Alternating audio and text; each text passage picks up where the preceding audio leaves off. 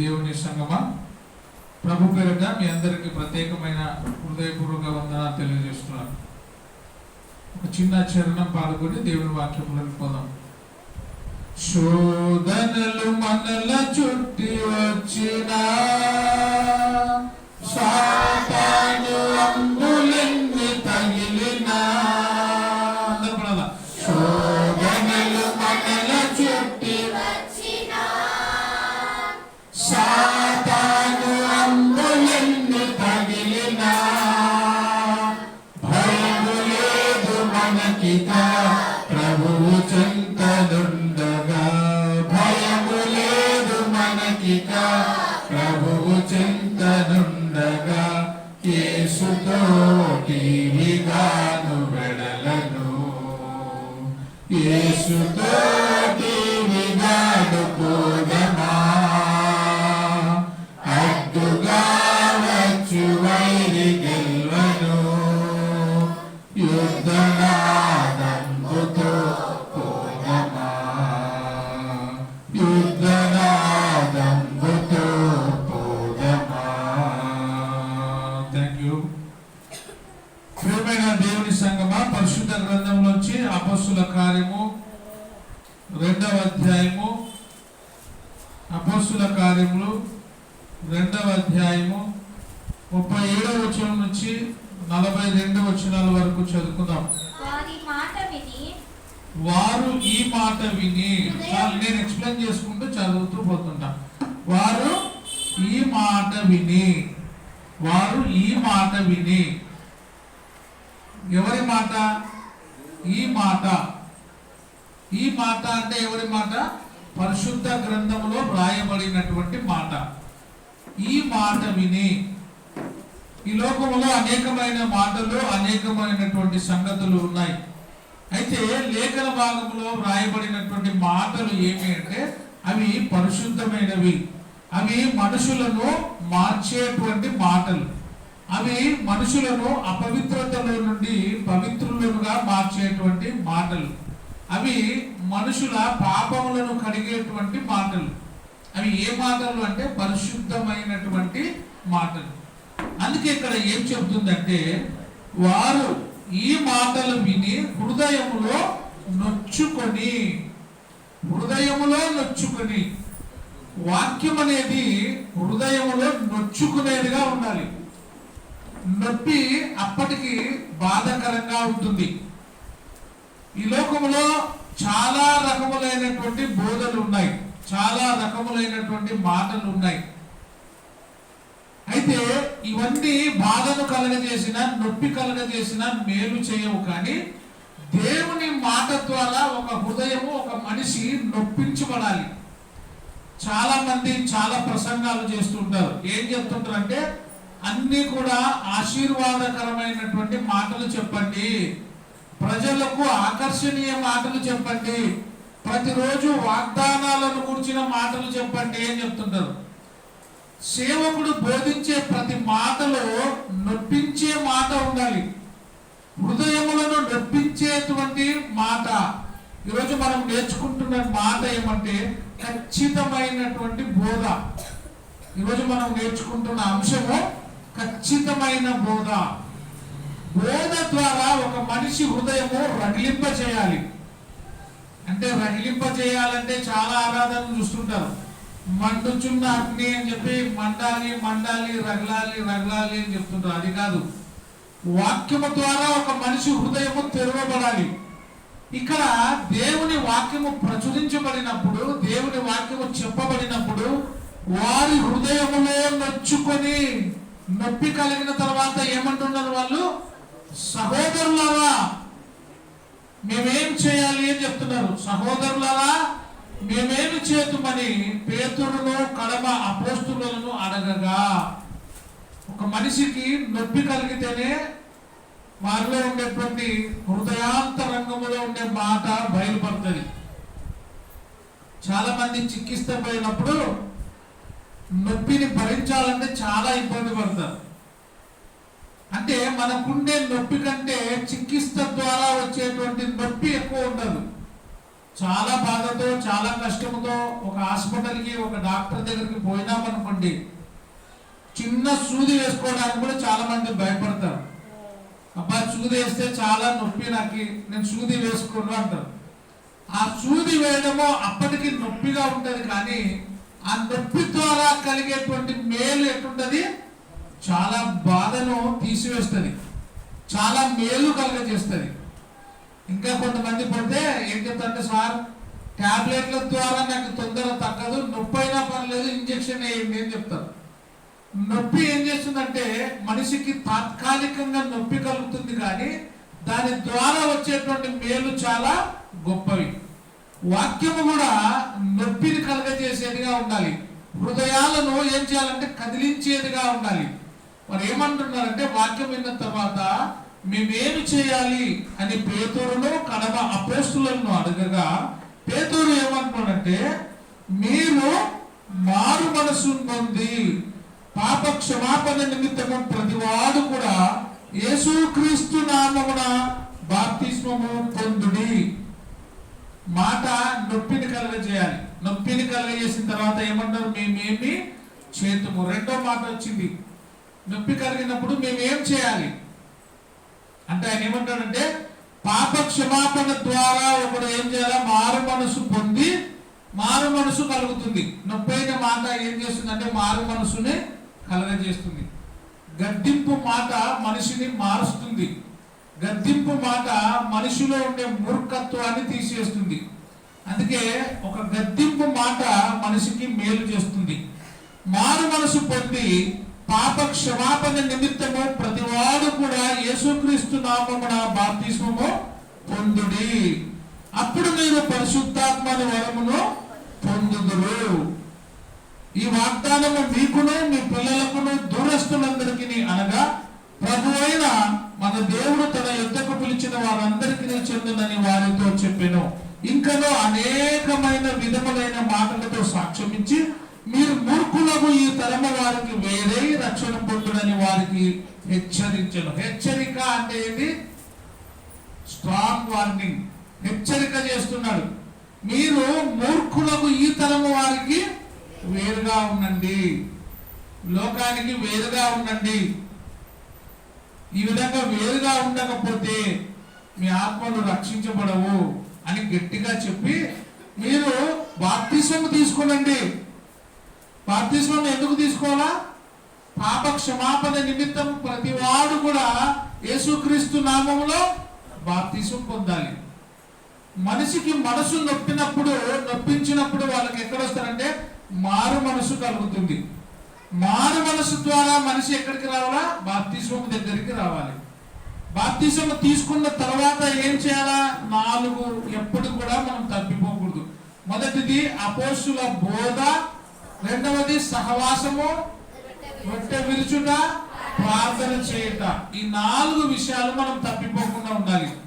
ఇది ఖచ్చితమైనటువంటి బోధ. ప్రతి ఆదివారమున దేవుని సంఘములో ఉండాలి. ఈ బోధ, ఈ 4 ఎప్పుడు పాటించాలా? ఆదివారం మాత్రమేనా? అపోస్తుల బోధ ఎప్పుడు వినాలా? ప్రతిరోజు దేవుని యొక్క వాక్యాన్ని వినాలా. సహవాసము ఎప్పుడు కలిగి ఉండాలా? ఎక్కడైనా ప్రార్థన జరిగితే, కుటుంబ ఆరాధన జరిగితే ఆ సహవాసంలో నీవు కూడా భాగస్వామ్యం కావాలి. ఆదివారం మాత్రమే ఆరాధనకు రావకూడదు కాదు, ఆదివారం రావాలి. మిగతా కుటుంబ ప్రార్థనలో కూడా పాలు పంచుకోవాలి. అదే నీ జీవితానికి ధన్యత. నేను ఎప్పుడు చెప్తుంటా, సంఘము అన్నప్పుడు ప్రతి కుటుంబ ఆరాధనలో ప్రతి ఇంటి దగ్గర ఎవరైనా ప్రార్థన పెడితే అక్కడికి నీవు కూడా పాలు పంచుకుంటూ రావాలా. అపోస్తుల బోధ యందును సహవాసము, కొందరు కూడుకొనున్నట్లు మానుకొనున్నట్లు మీరు మానుకొనక అంటది. అంటే మానుకోకూడదు, సహవాసాన్ని సంఘాన్ని వదిలిపెట్టకూడదు. మనకు బుధవారం ప్రార్థన ఉంటుంది, శుక్రవారం ప్రార్థన ఉంటుంది. కుటుంబ ప్రార్థనలు జరిగినప్పుడు కూడా నీవు తప్పిపోకుండా ఆ యొక్క ఆరాధనలకు నీవు నీ బాధ్యతగా రావాలి. కేవలం ఆదివారం మాత్రమే వచ్చి మరలా ఆదివారం ఆరాధనలో మరొక వారం కలుసుకోవడం కాదు.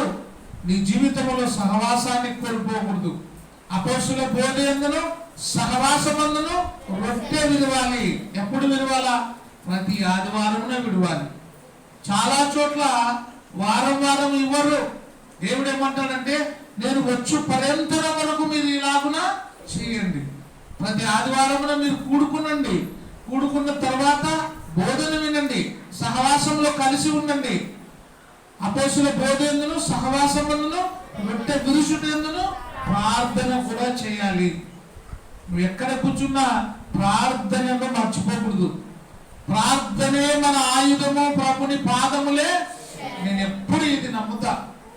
ప్రార్థన చేస్తే, నీ జీవితంలో ప్రార్థనకు దగ్గరగా ఉంటే, అది ఎంత గొప్ప భారమైన సమస్యనైనా తొలగిపోతుంది నీ దగ్గర నుంచి.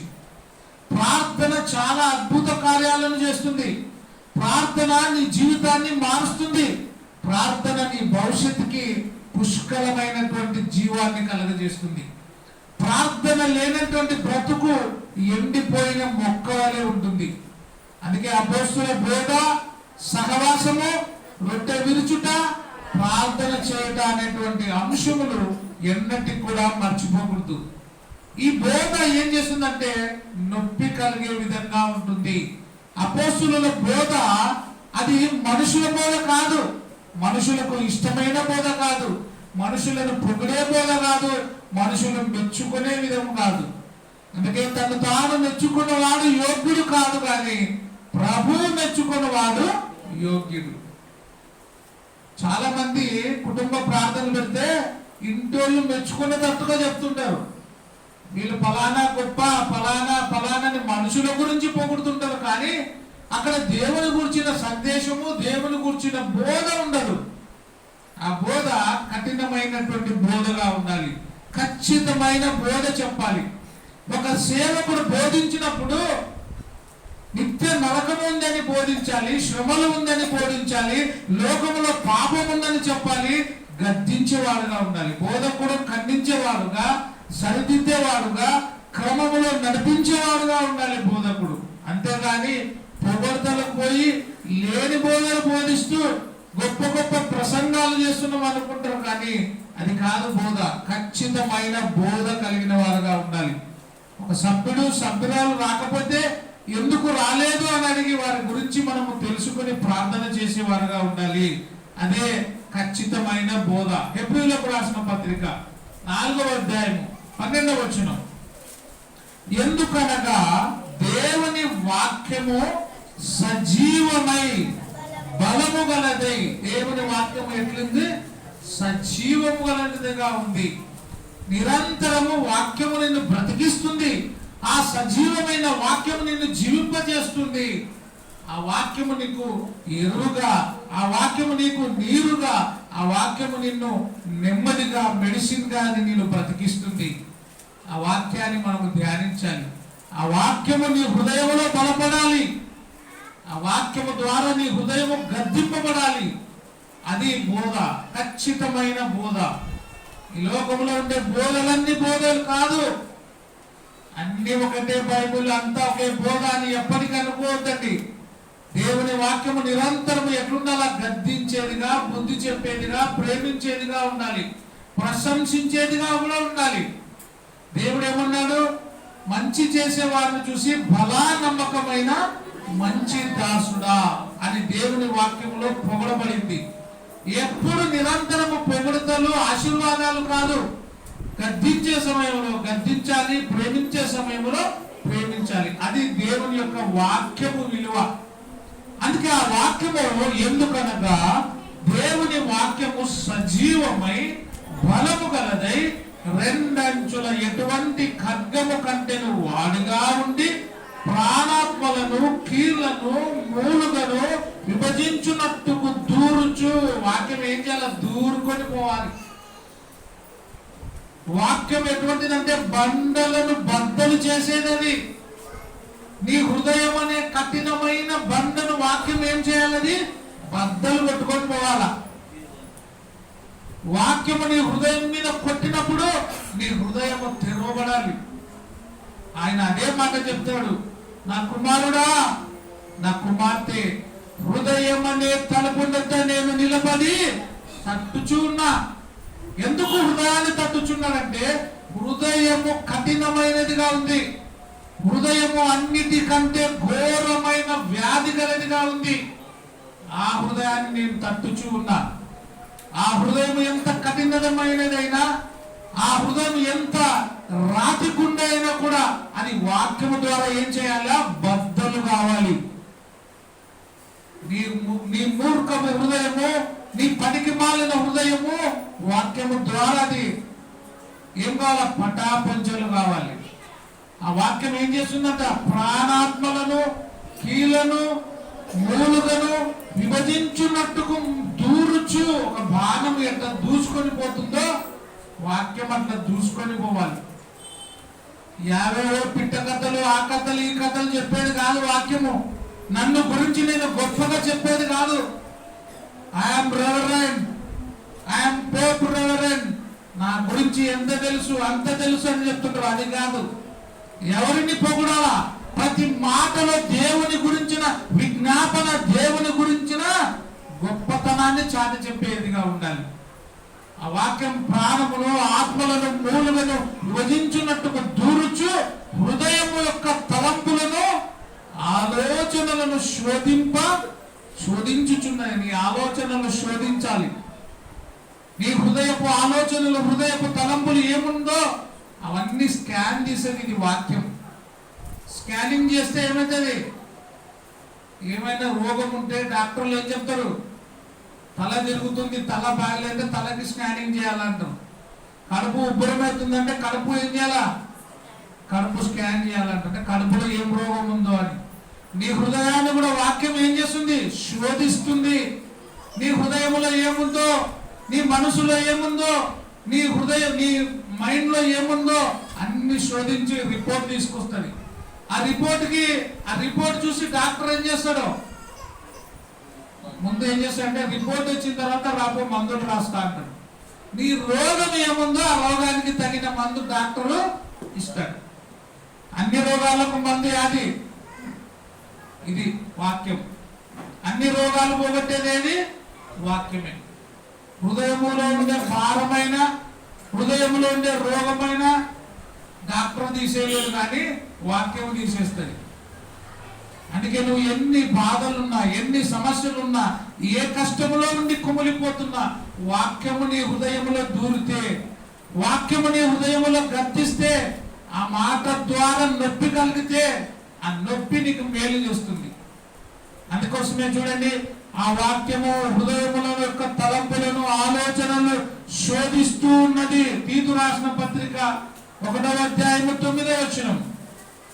తాను హితబోధ విషయమై జనులను హెచ్చరించుటకును, ఎదురాడి మాట ఖండించుటకును శక్తి గల వాడకున్నట్లు ఉపదేశమును అనుసరించి నమ్మదగిన బోధను గట్టిగా పట్టుకొని వాడై ఉండవలెను. నమ్మదగిన బోధను ఏం చేయాలి? మనిషి గట్టిగా పట్టుకోవాలా. జోబులో డబ్బులు పెట్టుకొని పట్టుకున్నాం ఇంకా 5 జోలు 500, 5,000 రూపాయలు, 10,000 రూపాయలు పెట్టుకొని 5 జోలు ఆడని నిద్రపోతే చెయ్యి ఆడుంటది. విజయ్ జో మీదనే ఉంటది. అవునా కదా? గట్టిగా పట్టుకొని నిద్రపోతాం. చిన్నగా ఉన్నప్పుడు మా ఊరు వెళ్ళినప్పుడు మా జైలు చెప్తున్నా, ఏమైనా డబ్బులు ఇస్తే 5 జోలు పెట్టుకునే ఎవరే పిన్ తీసి పెట్టుకోరా అంటున్నా. ఏంటికి ఏం పడిపోతే 5 జోలు, ఎంతకన్నా మంచి పిన్ తీసి పెట్టుకోవాలి. పడిపోకుండా ఏం చేస్తాం? దాన్ని జాగ్రత్తగా కాపాడుకుంటాం, చేయి పెట్టుకొని ఉంటాం, డబ్బు ఆడబడిపోతుందో అని. విలువైన వాక్యమును కూడా ఎట్లా చేయాలా? మనిషి గట్టిగా పట్టుకోవాలా, గట్టిగా చేత పట్టుకుని వాడై ఉండాలా. ఏ వాక్యము కలిపి చెడిపెడి బోధలు గట్టిగా పట్టుకోవద్దు. నిజమైన వాక్యము, క్రీస్తు చెప్పిన వాక్యము, క్రీస్తు సంఘ బోధనను గట్టిగా పట్టుకో. మిగతా దానిని వదిలేసేసి ఆ వాక్యమును నువ్వు ఏం చేయాలా?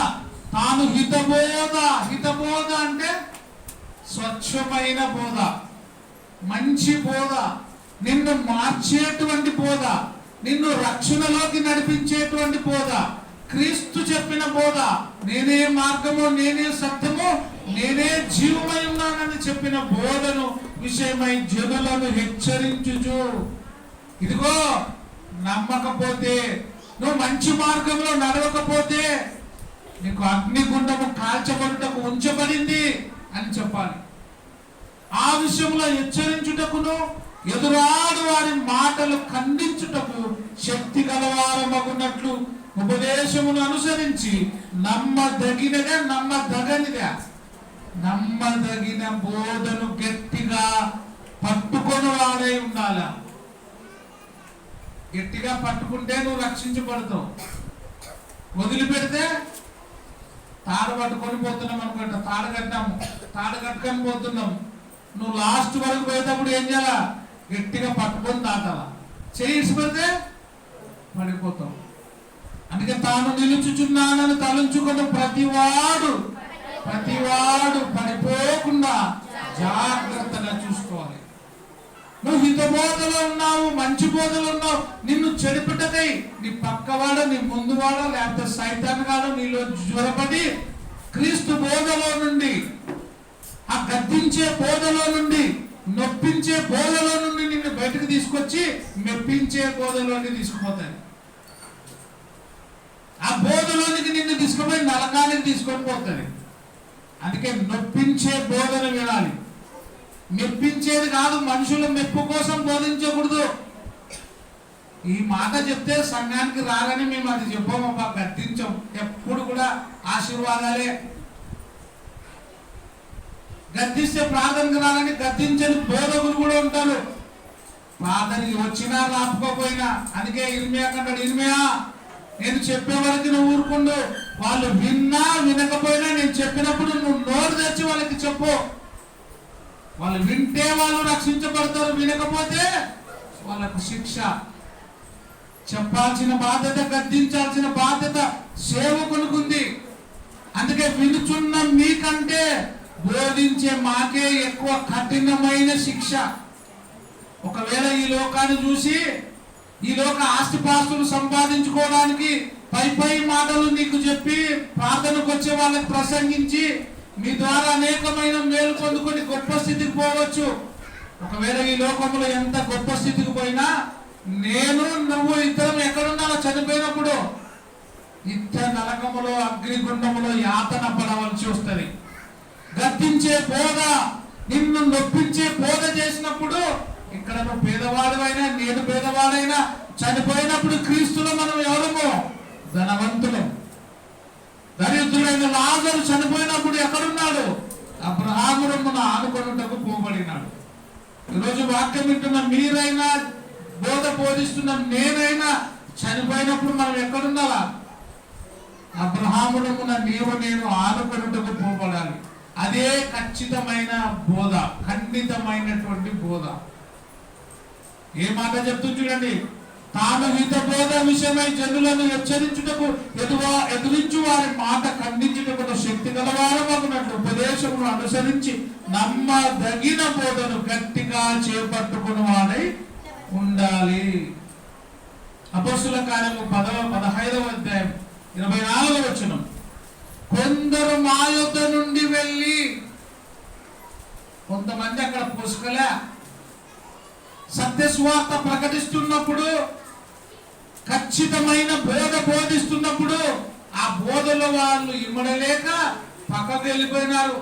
మాకు ఈ బోధ వద్దు, ఈ ఖండితమైన బోధ మాకొద్దు, ఈ ప్రసంగం మాకొద్దు, మీరు మాకొద్దు అని చెప్పి అక్కడ ఉన్నటువంటి దైవజనులను వదిలిపెట్టి కొందరు మా యొద్ద నుండి వెళ్ళి ఏ బోధ చేస్తున్నారు? తమ బోధ చేత. మా యొద్ద ఉన్నప్పుడు క్రీస్తు బోధలో ఉన్నారు, మా యొద్ద ఉన్నప్పుడు క్రీస్తు సంఘములో ఉన్నారు, మా యొద్ద ఉన్నప్పుడు క్రీస్తును అనుసరించినారు. ఇప్పుడు మా యొద్ద నుండి వెళ్ళి, క్రీస్తు సంఘములో నుండి వెళ్ళి, దేవుని సహవాసములో నుండి వెళ్ళి ఏ బోధ అంట? తమ బోధ చేత. ఎవరి బోధ? వాళ్ళ బోధ.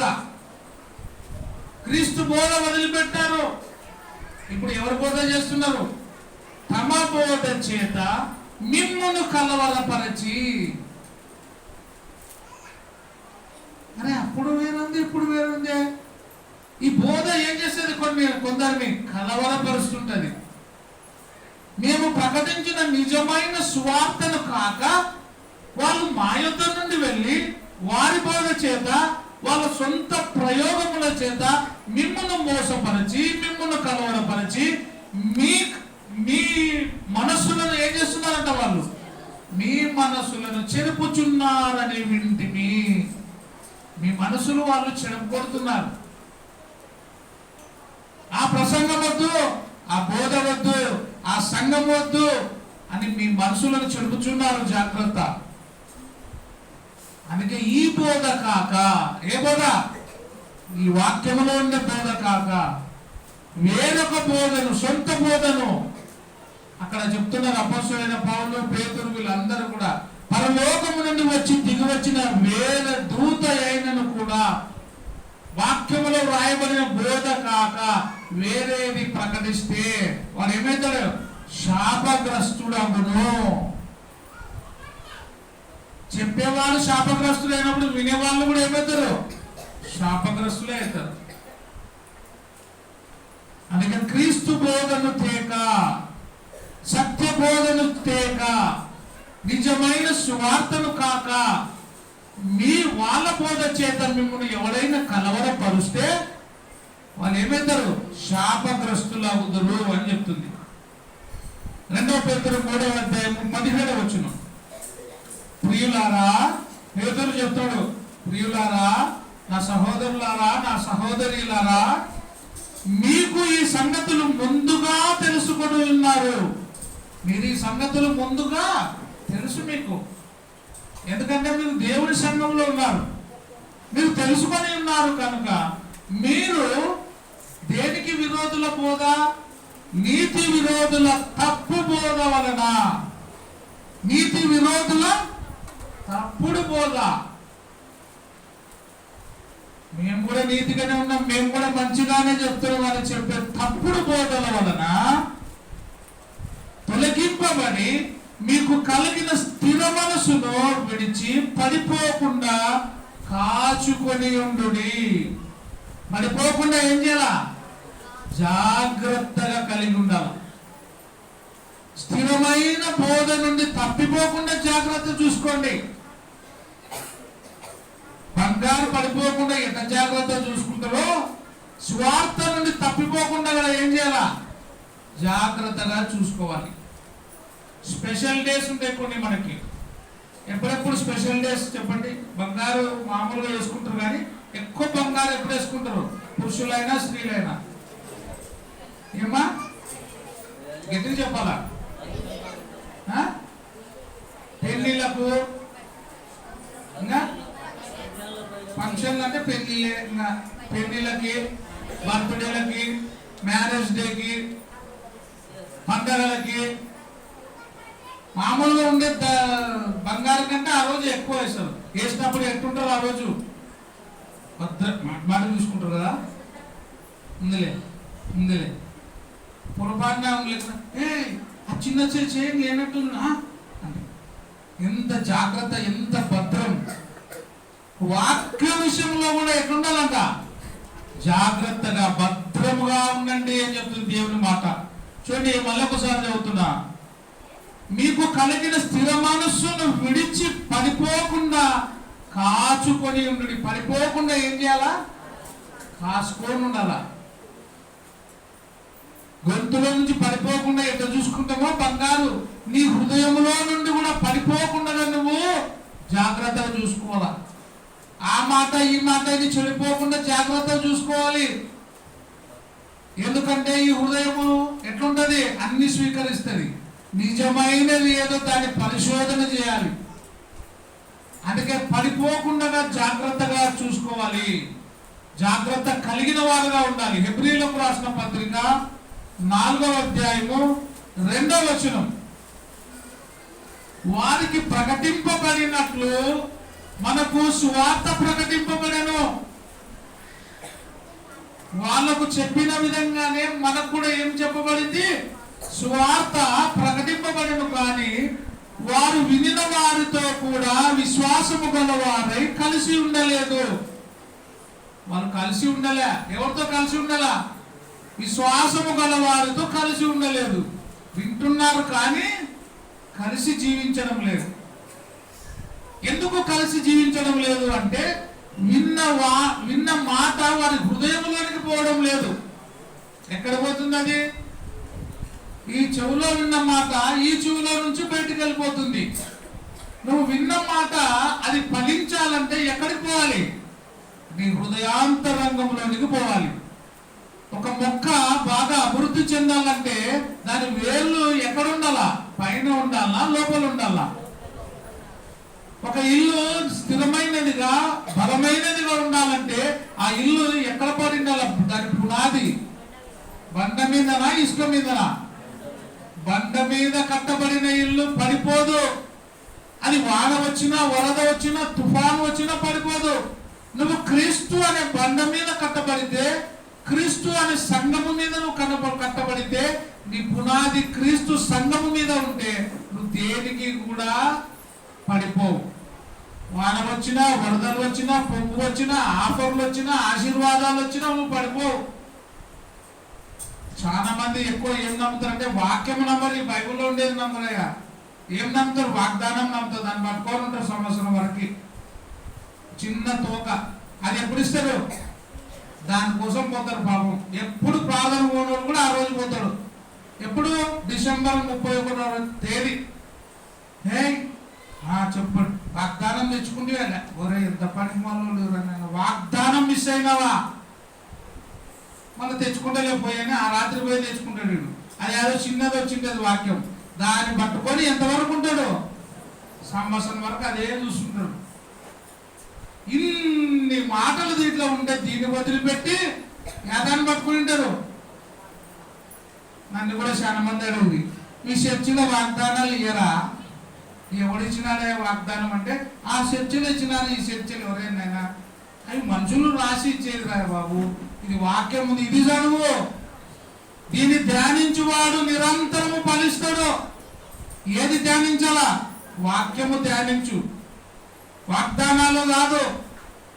కొంతమంది బైబిల్లో చూడండి అదే ఉంటాయి, సంవత్సరం వరకు ఆ పేపరే ఉంటుంది. అది వాగ్దానాలు.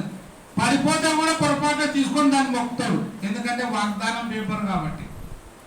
కొంతమంది బైబిల్లో వాగ్దానాల పేపర్లు ఉంటాయి, కొంతమంది పిల్లల వాగ్దానాల రకరకాల పేపర్లు ఉంటుంది. ఫ్రెండ్స్ నువ్వు నాకు మంచి friends, I love you, I మోదు, ఇది అది. మన బైబిల్లో చిన్న పిల్లల బైబిల్లో పేపర్లు చూస్తే నాకు ఇష్టమే. నువ్వంటే నాకు ఇష్టం, నేనంటే నీకు ఇష్టం, నువ్వు లేకుంటే నా పక్కన ఈ కారం ఉంది, బోరుగా ఉంది, మా ఎంత ప్రేమ, ఎంత అనురాగం. ఇదే ఉండేది.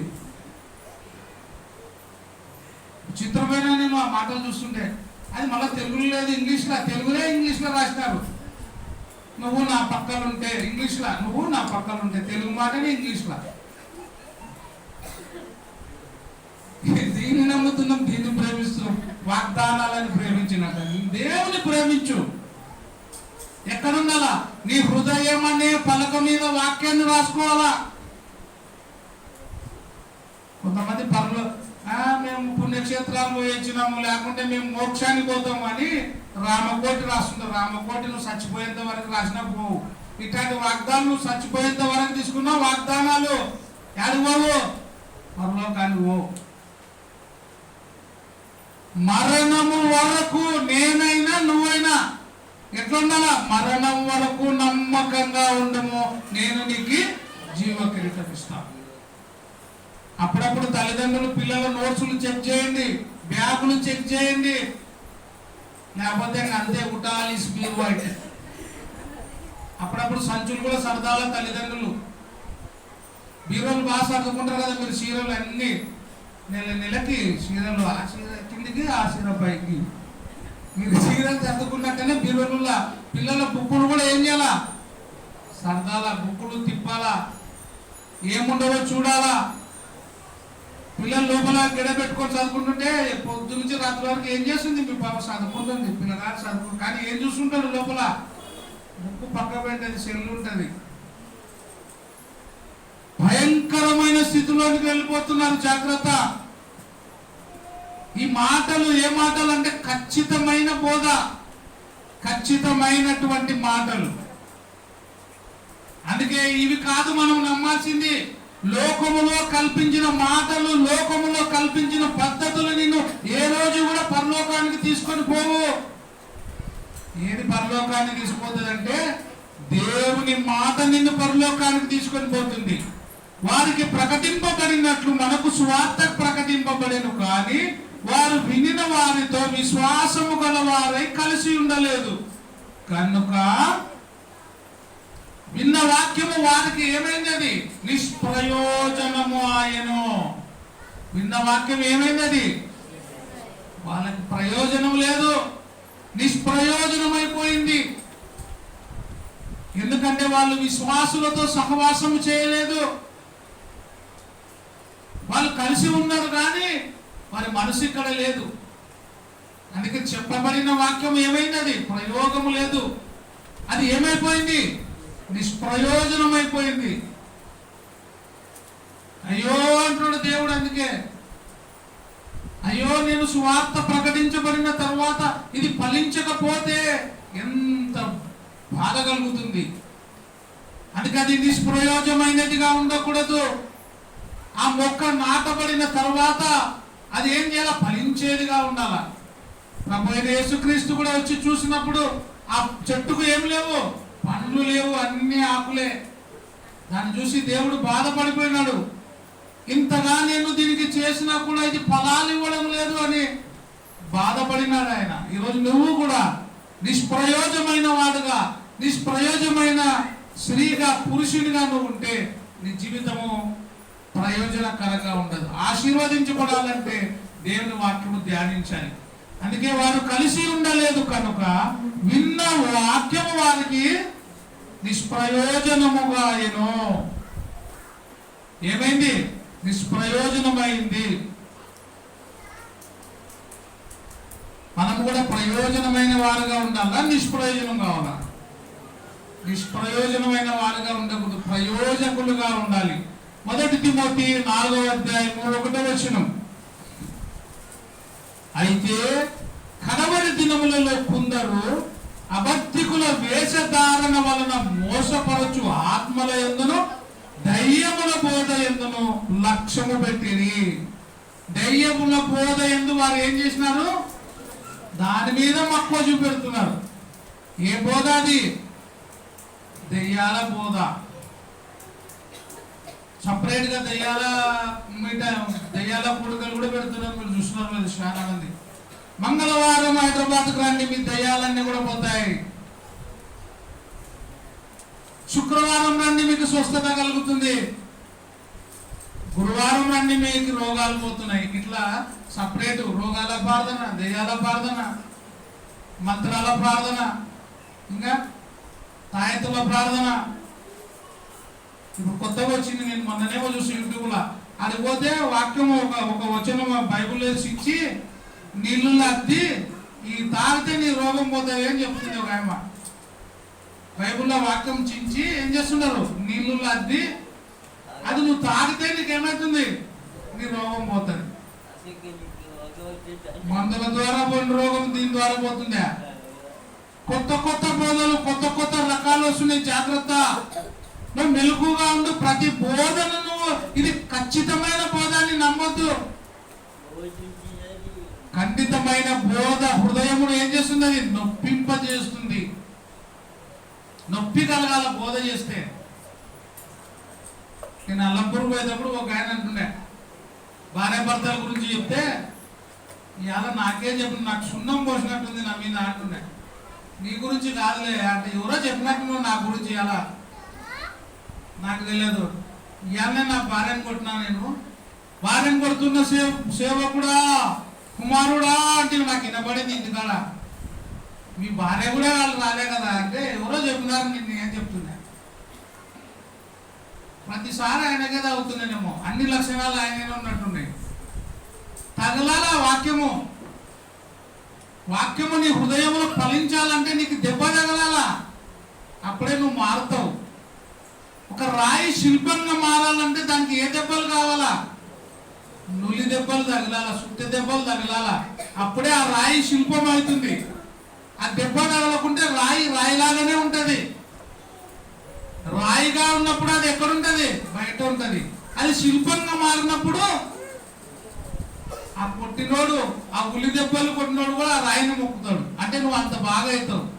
వాక్యము ద్వారా కూడా నువ్వు ఒక మనిషిగా మారితే దేవుడు నీ విషయమై సంతోషపడతాడు.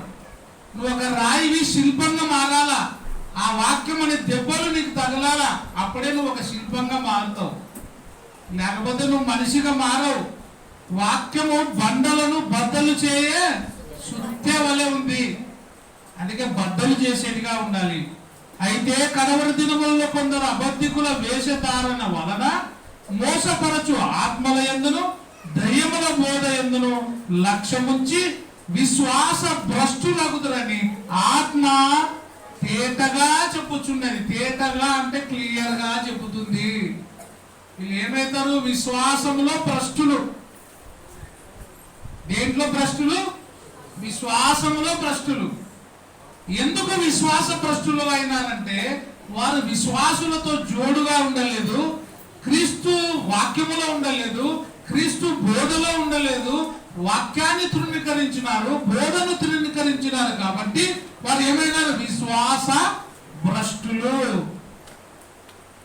మరి విశ్వాస భ్రష్టులు మారాలంటే, విశ్వాస భ్రష్టులుగా ఉండేవారు మంచి వాళ్ళు కావాలంటే ఏం చేయాలా? వాక్యము సాకలివాని సబ్బు వంటిది. మురిగిపోవాలంటే నువ్వు భ్రష్టుడిగా అయినా నీవు మారాలంటే ఏం చేయాలని? నిన్ను మార్చేది వాక్యం అనే సబ్బు. నిన్ను భ్రష్టుడిగా ఉండే నిన్ను శ్రేష్ఠునిగా మారుస్తుంది. భ్రష్టుడైన నిన్ను, నన్ను ఏం చేస్తుంది? వాక్యం అనే సబ్బు శ్రేష్ఠులుగా మారుస్తుంది, పవిత్రులుగా చేస్తుంది. యేసు రక్తము ప్రతి పాపమును కడిగి వేస్తుంది. ఒకవేళ నువ్వు విశ్వాస భ్రష్టురాలిగా ఉంటే ఇప్పుడైనా నీ హృదయాన్ని వాక్యముతో కడిగేసుకో. అప్పుడు నువ్వు విశ్వాసుల జాబితాలో చేర్చబడతావు. అందుకే ఖచ్చితమైన బోధను, ఖండితమైన బోధను, నీ హృదయాన్ని నొప్పించే బోధను నువ్వు స్వీకరించు. గొప్ప గొప్ప పిట్ట కథలు, ఆ కథలు, ఈ కథలు, హల్లెలూయా స్తుతులు, మహిమలు, గంతులు చేసేది కాదు నిన్ను మార్చేది. ఎంతమంది, వేల మంది అంటే దాంట్లో గద్దింపు ఉండదు. గద్దింపైన బోధ మనిషిని గొప్ప వాళ్ళని చేస్తుంది. 2 కొరింథీ 4వ అధ్యాయం 2వ వచనం. అయితే 2 కొరింథీ 4వ అధ్యాయం 2వ వచనం చదువు. అయితే కుయుక్తిగా, కొంతమంది కుయుక్తిగా ఉంటారు, కుయుక్తిగా నడుచుకొనకయు దేవుని వాక్యం మంచిగా బోధించొద్దు అంటుంది కదా. వంచన చేసేటువంటి వాళ్ళు ఉన్నారు. వాక్యాన్ని అడ్డం పెట్టుకొని వంచన చేసే వాళ్ళు ఉన్నారు, జాగ్రత్త. దొంగలు ఉన్నారు, జాగ్రత్త అన్నట్టు వంచన చేసే వాళ్ళు ఉన్నారు, జాగ్రత్త. దేని ద్వారా? వాక్యము ద్వారానే వంచన, వాక్యము ద్వారానే నిన్ను మోసం చేసే వాళ్ళు ఉన్నారు, జాగ్రత్త. వాక్యము బోధిస్తూనే నిన్ను నరకానికి పంపే వాళ్ళు ఉన్నారు, జాగ్రత్త. అందుకే అయితే దేవుని వాక్యం ఏం చెప్తుందంటే నువ్వు కుయుక్తి పరుడుగా ఉండొద్దు. దేవుని వాక్యము కుయుక్తితో, వంచనతో నువ్వు బోధించొద్దు. సత్యమును నువ్వు ప్రత్యక్షపరచు, సత్యాన్ని బోధించు.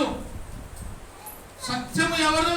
వాక్యమే సత్యము. ఆ సత్యమును బోధించు అని చెప్తుంది.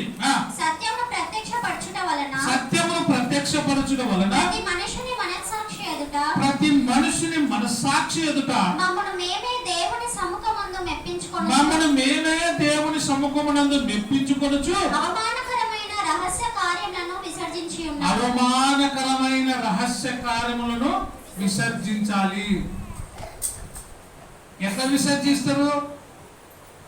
వాక్యం బోధించబడి నిన్ను పవిత్రులుగా చేసినప్పుడు అసహ్యమైనవి, పనికిమాలినవి, హృదయాన్ని మోసము చేసేటువంటి తలంపులన్నీ కూడా బయటికి వచ్చేస్తాయి, అవన్నీ కూడా విసర్జించబడతాయి. మరి ఏమి ధరించాలా? ప్రేమ, సంతోషము, సమాధానము, దీర్ఘశాంతము, దయాళుత్వము, మంచితనము, విశ్వాసము, సాత్వికము, ఆశయం, ఇవి ధరించుకోవాలి. మిగతా వాటిని అన్నిటిని కూడా విసర్జించాలి. విసర్జించాలంటే ఏం చేయాలా? వాక్యము నీ హృదయంలోనికి రావాలా. వాక్యము నిన్ను మలినమైన నిన్ను మనిషిగా ముత్యముగా మార్చినప్పుడు నీలో ఉండే పనికిమాలేవన్నీ కూడా బయటికి వచ్చేస్తాయి, విసర్జించబడతాయి. వాక్యమే మనల్ని గొప్ప వాళ్ళగా చేస్తుంది. వాక్యమే మనల్ని పరలోకానికి తీసుకుపోతుంది. ఆ వాక్యాన్ని మనము ధ్యానించాలి. కీర్తనలు 119వ అధ్యాయము 112వ వచనము, తర్వాత 1 తిమోతి 4వ అధ్యాయము 6వ వచనం నుంచి చదువుకొని ముగించుకుందాం. నీ కట్టడలను గైకొనుటకు, చూడండి, నీ కట్టడలను గైకొనుటకు నా హృదయమును నేనే లోపర్చుకొని ఉన్నాను. మన హృదయంలో కూడా మనం ఏం చేయాలా? లోపరుచుకోవాలి. ఎవరికి? మనుషులకా? కొంతమంది మనుషులకు లోపరుచుకుంటారు, బానిస అయిపోతారు. నీ బానిస అంటారు కదా, వాక్యాన్ని కాదు, మనిషికి గులాం అయిపోతారు. ఆ మనిషి ఏం చెప్తే అదే అంటారు. మక్కికి మక్కి అంటారు కదా, మక్కికి మక్కి విన్నారా మీరు? ఏమన్నా కథ తెలుసా మీకు? మక్కికి మక్కి అని తెలుసా? వాడు పరీక్షకు పోయినాడంట. పరీక్షకు పోయి ముందర ఒకడు ఉన్నాడు, వెనకలో ఒకడు ఉన్నాడు. పరీక్షలో కాపీ కొడుతున్నాడు. వాడు చూసి వాడు పేపర్ మీద ఈగబడి ఉంటే చంపి ఇట్ అన్నాడు. పేపర్ మీద ఈగ పడితే చంపి ఇట్ అన్నాడు. వెనకలో కూడా ఏం చేసినాడు? వాడు కూడా ఈగ పట్టుకొని చంపి రుద్దినాడంట పేపర్. ఏమంటారు దాన్ని? మక్కికి మక్కి అంటారు అనమాట. ఈరోజు కూడా మనుషులను బోధ అనుసరిస్తున్నారు. ఆ మనిషి ఏం చెప్తే అదే.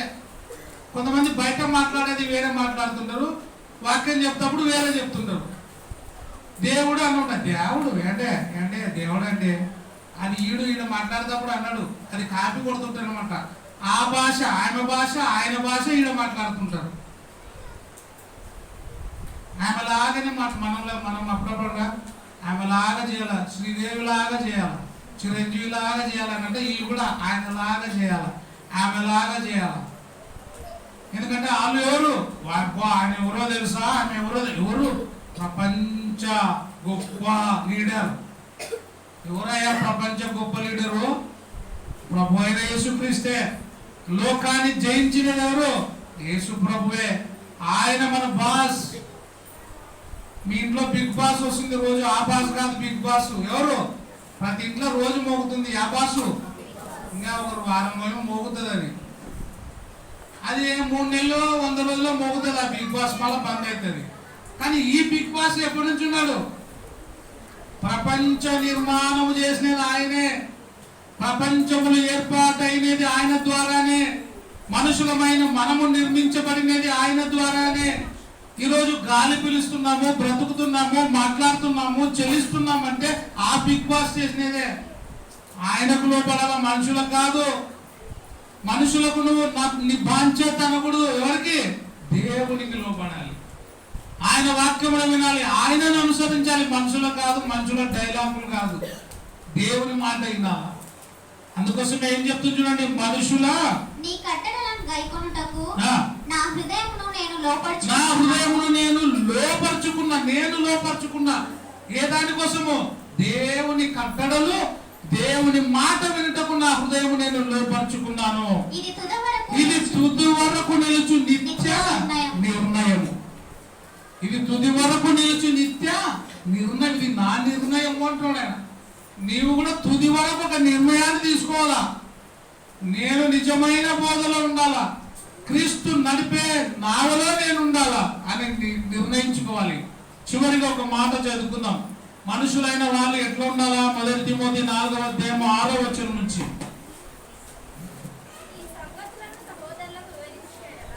ఈ సంగతులు సహోదరులకు వివరించిన ఎడల విశ్వాస సుబోధ సంబంధమైన వాక్యముల చేత పెంపారుచు క్రీస్తు యేసునకు మంచి పరిచారకుడవై ఉందువు. అపవిత్రములైన ముసలమ్మ ముచ్చట్లను విసర్జించి. ఏ ముచ్చట్లు? అపవిత్రమైన ముసలమ్మ ముచ్చట్లు. మీరు ఎప్పుడైనా విన్నారా ముసలమ్మ ముచ్చట్లు? ఏముంటే వాళ్ళ ముచ్చట్లు చెప్పండి. కొంచెం గట్టిగా చెప్పండి అమ్మా. ఏముంటాయి? ముసలమ్మ ముచ్చట్లు ఏముంటాయి? యవనస్తుల ముచ్చట్లు ఏముంటాయి? ముసలమ్మ ముచ్చట్లు ఏముంటాయి? యవనస్తుల ముచ్చట్లు ఏముంటాయి? ముసలమ్మ ముచ్చట్లు అన్ని ఎవరి గురించి ఉంటాయంటే కూడాల గురించి ఉంటాయి. ఎవరి గురించి? కూడాల గురించి ఉంటాయి. ఇంకా ముసలోళ్ళు అంతా తిరిగి ఆడ ఈడ జరిగే ఆ సందులు ఈ సందులు అన్ని స్టోరీలు చెప్తుంటారు. యవనస్తుల ముచ్చట్లు ఏముంటాయి? ఎక్కువ అత్త గురించి ఉంటాయి. ఇంకా ఇప్పుడు తగ్గిపోయినాయిలేండి, ముచ్చట్లు లేవు, అంతా సెల్లు ముచ్చట్లే. మనుషులతో కూడా మాట్లాడి నగరు ఇదే ఉంటుంది. పిల్లగానికైనా ఇదే, పిల్లకైనా అదే, తండ్రికైనా అదే, ఎవరికి? అందరికి అదే. మీరు నిజంగా చెప్పండి, ఇంట్లో నలుగురికి సెల్లులు ఉంటే నలుగురు ఒక దినముల ఒక్కసారైనా నలుగురు 4 చోట్ల కూర్చొని సెల్లు చూసుకొని నవ్వుకుంటూ ఉంటారా లేదా? ముసలమ్మ ముచ్చట్లు పోయినాయి. ఇప్పుడు ఏ ముచ్చట్లు ఉన్నాయి? సెల్లు ముచ్చట్లు. ఇప్పుడు ప్రతి వాళ్ళ దగ్గర సెల్లు ఉందిలేండి. ఇంకా ఇయర్ ఫోన్స్ కదా, చౌక కూడా పెట్టుకుంటారు. నేను 15 ఏళ్ళ కిందట వచ్చిన, కొంచెం డబ్బున్న ఆయన అప్పుడే కొన్నాడు. అది కొని ఏం చేస్తున్నట్టే ఒక తన షూ పెట్టుకున్నాడు, జోలో సెల్ ఉంది, ఒక్కడే మాట్లాడుకుంటూ వస్తున్నాలే సరేలే అంటే ఒక ముస్లాం అన్నీ ఉంది. మీరు మొన్న బాగుండే మెంటల్ గానే వేసింది రే ఏమో ఇన్ని మెంటల్ గానే లేచిందా, ఒక్కడే పావుకుంటూ పోతున్నాడు కదా అంటున్నాడు.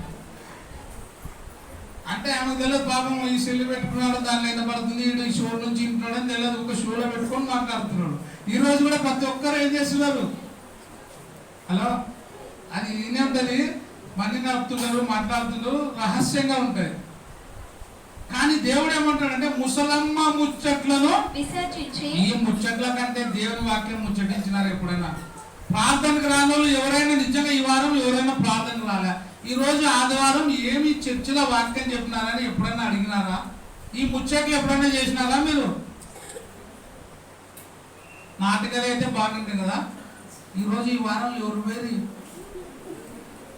వేరే ఇవో యారా బిగ్ బాస్ లో ఎవరైనా వేరా పోయిన ఆయమ్మ పోయిందా? ఆయన పోతుందని అస్సలు అనుకున్నాను నేను.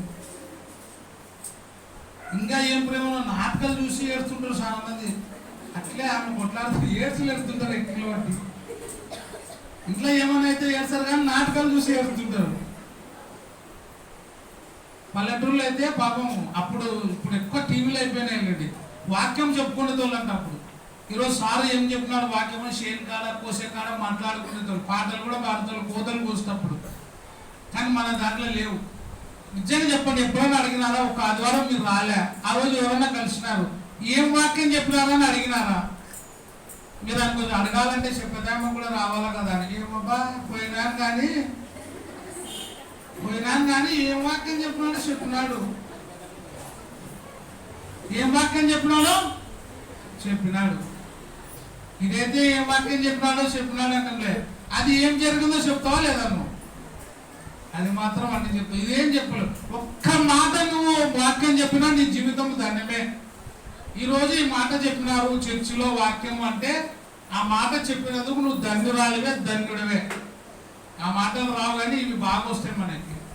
అందుకే మనం ఏం చేయాలో చూడండి, సత్యమును ముసలమ్మ ముచ్చట్లు విసర్జించి దేవభక్తి విషయంలో నీకు నీవే సాధకం చేసుకొనుము. నీకు నీవే ఏం చేయాలా? సాధకం చేసుకొనుము. పశువులు తిన్న తర్వాత ఏం చేస్తావు? అవి నెమరేస్తాయి. నీకు నీవే ఏం చేయాలా? సాధకం చేసుకోవాలి. ఈరోజు ఏం వాక్యం చెప్పినారు, ఏ విధంగా ఉంది, ఖచ్చితమైన బోధ గురించి ఈరోజు చెప్పినారు. ఆ బోధ ఎట్లా ఉంది, ఆ బోధ ఎట్లా తీసుకుపోతుంది, ఆ ఖచ్చితమైన బోధలు ఏముంటాయి? అపోస్తుల బోధ, సహవాసము, రొట్టె విచ్చుట, ప్రార్థన చేయుట, ఇవి మనం నేర్చుకోవాలా. ఇవి ఉండాలా. ముసలమ్మ ముచ్చట్లను విసర్జించి దేవభక్తి విషయంలో నీకు నీవే సాధకం చేసుకొనుము. శరీర సంబంధమైన సాధకము కొంచెం మట్టికే ప్రయోజనకరమవును కానీ దేవభక్తి ఇప్పటి జీవం విషయంలోను ఇప్పటి జీవ విషయంలోను రాబో జీవం విషయంలోను వాగ్దానముతో కూడినదైనందున అది అన్ని విషయములలో ప్రయోజనకరమవును. నీకు ఏమైతుంది? ప్రయోజనకరమైన దానిని నువ్వు అవలంబించు. నీకు ఉపయోగకరమైన దానిని నువ్వు విను. నీకు అవసరం లేనివి నువ్వు నీ చెవిలోనికి వేసుకోవద్దు. మన సంగతుల కంటే చాలా మంది దేని మీద ఎక్కువ చెవి పెడుతుంటారు? పక్కలో దాని గురించి బాగా వింటారు. పక్క సంగతుల్లో మనకు బాగా కావాలా, మన ఇంటి సంగతులు ఉండవు. యా సంగతులు ఎక్కువ? ఆడేం జరిగింది, ఈడేం జరిగింది, ఆ ఇంట్లో ఏం జరిగింది, ఈ ఇంట్లో ఏం జరిగింది అని చెప్తుంటాం. అవి కాదు మనకు కావాల్సింది. అవి నిన్ను రక్షణలోనికి తీసుకొని పోవు. దేవుని వాక్యము నీకు ఇప్పుడును మరును అది నిరంతరం నీకు ఏమైంది? ప్రయోజనకరమైనవి. కాబట్టి ప్రయోజనకరమైన సంగతులు నువ్వు వినాలి. అవి నిన్ను రక్షణ మార్గంలోనికి తీసుకొని పోతాయి.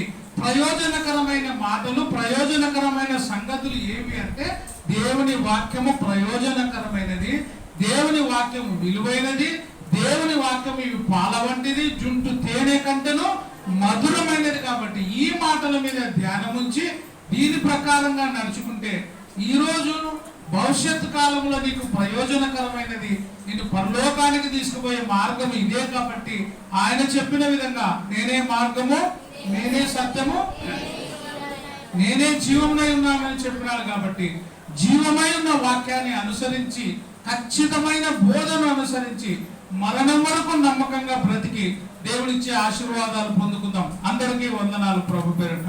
Thank you.